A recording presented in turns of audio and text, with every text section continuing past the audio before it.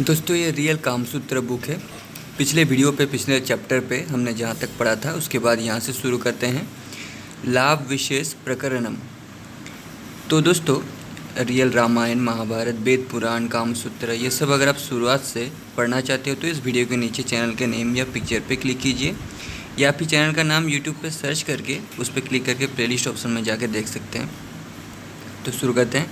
इस अध्याय में, प्रस्तुत अध्याय में वैश्याओं के विशेष धन लाभ की चर्चा की गई है।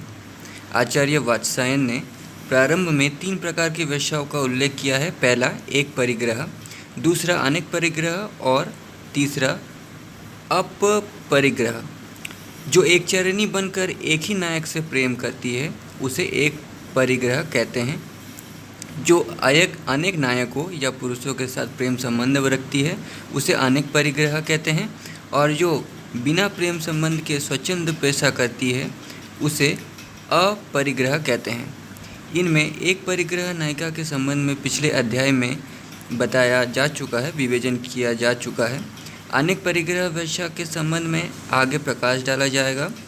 अब यहाँ अपरिग्रह वैश्या के संबंध में प्रकाश डाला जा रहा है। वैश्या के प्रेमियों की संख्या अधिक होने पर प्रतिदिन अधिक लाभ चाहने वाली वैश्या एक ही प्रेमी के साथ बनकर न रहे, ऐसा कहा जा रहा है। देश काल अपनी स्थिति, गुण, सौभाग्य और अन्य वैश्याओं से न्यूनता एवं अधिकता को देखकर अपने स्तर को ध्यान में रखकर अपनी एक रात की जो शुल्क है, फीस है, वो निश्चित करें।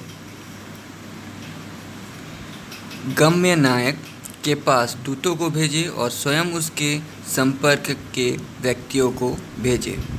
गम्य नायक के साथ संसर्ग में रात की जितनी फीस नियत है उस नियत फीस से अधिक जिस नायक को प्राप्त हो वो लाभातिशय या लाभातिशय है।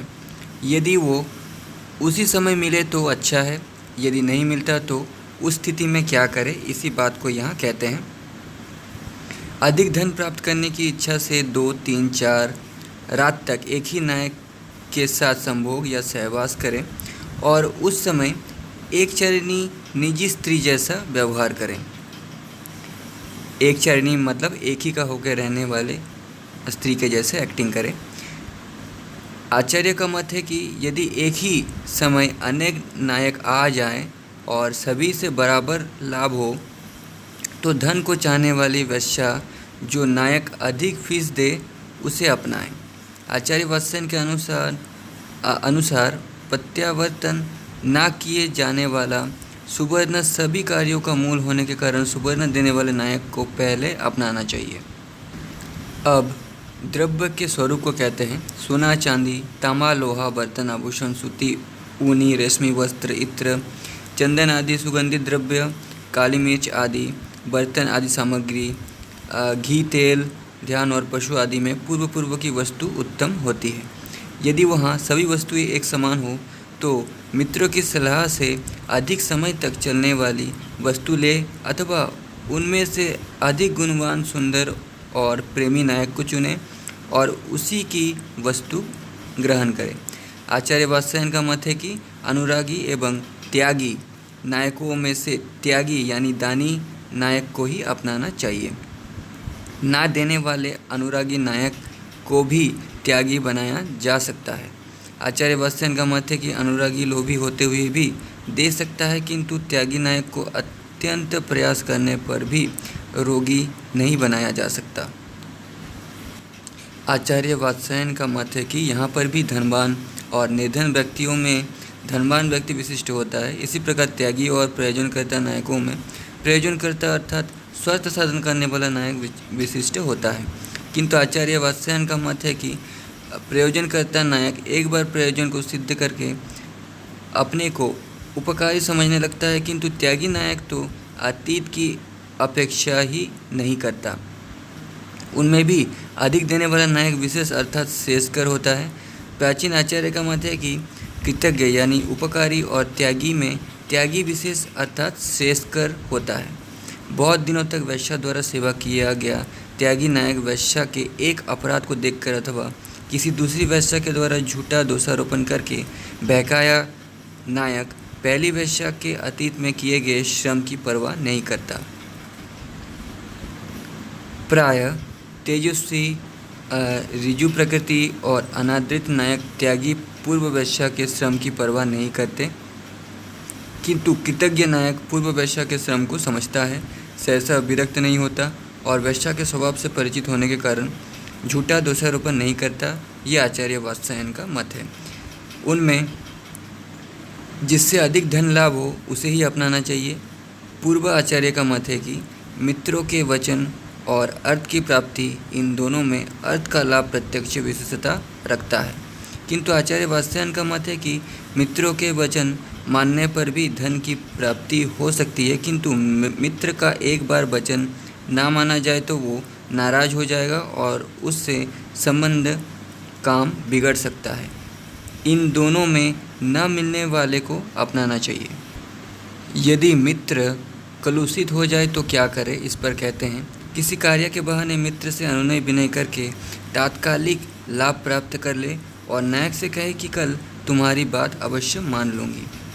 पूर्वाचार्य का मत है कि धन का लाभ और अनर्थ का निवारण, इन दोनों में धन के लाभ को विशेषता देनी चाहिए, किंतु आचार्य वात्स्यायन का मत है कि अर्थ परिमित होता है, किंतु अनर्थ यदि एक बार प्रारंभ हो जाए तो ये नहीं कहा जा सकता कि उसका अंत कहाँ जाकर होगा। वहाँ गुरुता और लघुता पर विचार करके विशेष को ग्रहण करना चाहिए। इससे यह स्पष्ट हो गया कि अर्थ के संशय से अनर्थ के प्रतिकार में विशेष लाभ है। विशेष लाभ की दृष्टि से वैश्याओं के 3 वर्ग हैं, गणिका, रूपाजीवा और कुंभदासी।